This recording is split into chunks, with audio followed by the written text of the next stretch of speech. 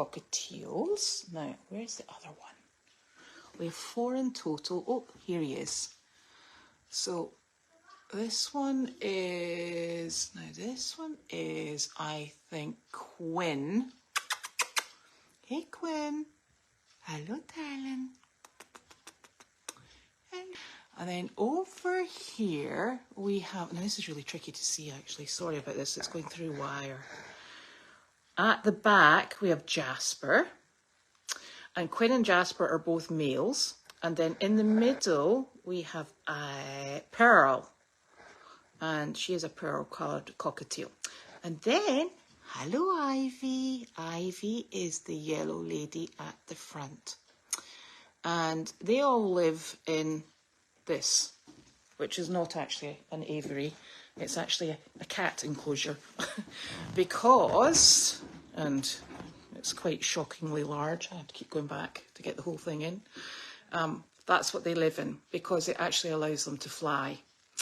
So we don't clip their flight feathers. It gives them the safest environment with the biggest amount of space that I could possibly find, because it's I think it's a nicer environment for them to be able to fly around. We don't let them out of the enclosure purely because we have dogs at home, and I don't think it's the safest environment for them. And I always say they're so lovely to have at home because it's like springtime, and they're not making it like springtime right now because they normally sing and they chit chat to each other. They get up as soon as it's light and they have little sing-songs and conversations with each other, and they sometimes squabble. It's just lovely. It's like in the middle of winter, you've got these little birds singing their little hearts out, and we just love them. They're all rescues. We have no idea what age they are. And it's been quite a steep learning curve for us because I've never had cockatiels before. They're actually my daughter. She maintains them, my 13-year-old. She looks after them, and they're not the friendliest of birdies. They say, I think, hello, sweetie. What you saying, darling? They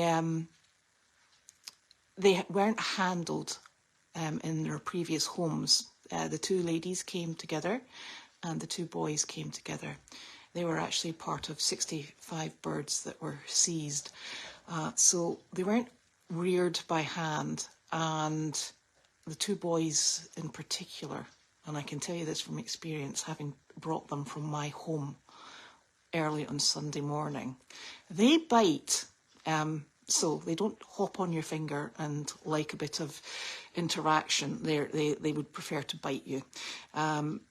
They're happy to have you round about, but that's as social as they get.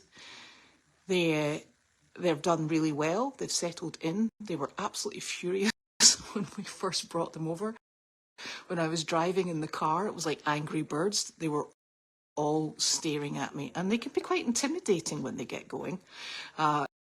So we brought them here, and Nick had to come, and the problem we had to, when we were showing our house, the first showing we had to do was with this enormous enclosure in the front hallway. So you came in the front door, and then you were met with 4 angry birds and this enormous enclosure, because quite frankly we realised we'd built it in the house and we couldn't get it out any of the doors.